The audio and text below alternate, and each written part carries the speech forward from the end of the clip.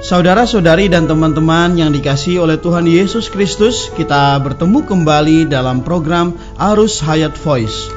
Dalam kesempatan ini, saya akan menyampaikan firman Tuhan yang berjudul Allah yang memberi orang pengharapan. Pembacaan Alkitab kita ambil di dalam Roma pasal 15 ayat 13 yang berbunyi demikian. Semoga Allah, sumber pengharapan, memenuhi kamu dengan segala sukacita dan damai sejahtera dalam iman kamu, supaya oleh kekuatan Roh Kudus kamu berlimpah-limpah dalam pengharapan. Demikianlah firman Tuhan. Saudara-saudari dan teman-teman sekalian, apapun yang dilakukan oleh manusia ketika ia hidup di bumi ini, pasti ada tujuannya, pasti ada pengharapannya. Seperti yang dikatakan oleh Alkitab di dalam 1 Korintus pasal 9 ayat 10, orang yang membajak tanah harus membajak dalam pengharapan, dan orang yang mengirik harus mengirik dalam pengharapan untuk memperoleh bagiannya. Sebagai manusia perlu ada pengharapan. Orang yang bekerja juga perlu ada pengharapan. Pengharapan mendatangkan kemauan. Pengharapan menimbulkan kegairahan. Pengharapan menghasilkan kekuatan. Ilmuwan siang malam berjeri lelah dengan tekun menyelidiki sesuatu, karena mengharapkan menciptakan atau menemukan sesuatu. Seorang usahawan dengan jerih payah merencanakan, mengelola, dan menjalankan usahanya, karena mengharapkan usahanya sukses berkembang. Semakin hari semakin jaya. Kaum moralis terus-menerus mengekang nafsu diri sendiri, memperbaiki perbuatan diri dengan harapan agar menjadi orang yang bijak dan saleh, supaya namanya dikenang oleh orang di kemudian hari. Sastrawan rajin menulis buku, mengembangkan bakatnya, dan dengan harapan agar menjadi sastrawan yang ternama, supaya namanya terkenal di dunia. Pedagang juga bekerja membanting tulang sampai lupa makan dan kurang tidur, mengharapkan meraup banyak keuntungan. Pelajar rajin belajar, mengharapkan mendapatkan gelar yang tinggi untuk kebanggaan keluarga dan diri sendiri.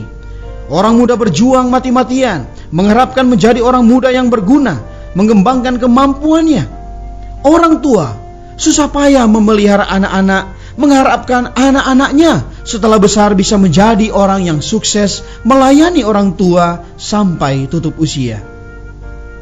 Namun kenyataan memberitahu kita, seringkali semakin banyak pengharapan, semakin banyak kekecewaan. Seringkali pengharapan menjadi suatu bayangan, suatu fata morgana, kemudian lenyap seperti gelembung sabun. Banyak orang karena kecewa, hatinya menjadi dingin, tekadnya menjadi lemah, menjadi pesimis, pemurung, menenggelamkan diri dalam minuman keras, mengumbar diri, mengumbar hawa nafsu. Banyak orang karena kecewa menjadi sakit jiwa, menjadi bosan hidup, bahkan bunuh diri. Hidup manusia itu hanya menumpang. Datang tidak membawa apa-apa, pergi juga tidak membawa apa-apa. Begitu perjalanan kehidupan manusia selesai, akan pergi kemana? Hasil jerih payahnya akan menjadi milik siapa? Akhirnya, setiap orang pasti akan meninggal dunia, pergi dengan tangan kosong. Di manakah pengharapannya? Manusia menderita banyak kekecewaan. Akhirnya pun tidak ada pengharapan.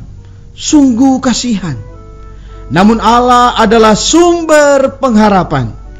Dia memberikan pengharapan hidup yang kekal kepada manusia. Kalau orang mendapatkan pengharapan ini, hidupnya akan menjadi penuh makna. Kalau orang mendapatkan pengharapan ini, yang pesimis dan bosan hidup akan merasakan dunia ini elok cemerlang. Kalau orang memiliki pengharapan ini, yang ingin bunuh diri akan berubah pikirannya, merasakan kehidupan manusia itu indah dan sangat menyenangkan. Kalau orang memiliki pengharapan ini, yang merasa letih lesu akan mendapatkan kekuatan yang baru. Kalau orang memiliki pengharapan ini, Yang patah semangat akan membusungkan dada maju dengan tegap. Kalau orang memiliki pengharapan ini, akan sanggup menahan penghinaan atau penderitaan yang datang dari orang dunia yang silih berganti. Pengharapan ini adalah Allah Sang Hayat Kekal, yaitu Allah yang mau masuk ke dalam manusia, yang membuat manusia dapat menempuh hidup yang penuh pengharapan. Kiranya setiap orang mau menerimanya. Mari kita berdoa. Tuhan Yesus, terima kasih, karena dalam firman ini aku melihat suatu pengharapan di tengah-tengah masalah dan kesia-siaan hidup di dunia.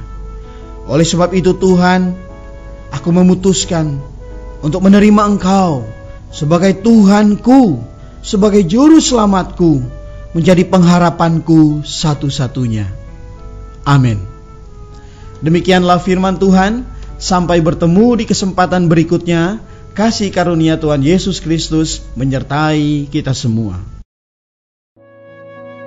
Demikianlah program Renungan Arus Hayat Voice Note pada hari ini. Dan jika Anda tertarik untuk memiliki renungan firman seri-seri sebelumnya, serta mendapatkan info mengenai sosial media lainnya di area Anda dapat menghubungi kami via SMS di nomor 0877 77 11 4777 atau mendownload di website kami di www.pemulihan.or.id. Tuhan Yesus memberkati kita semua.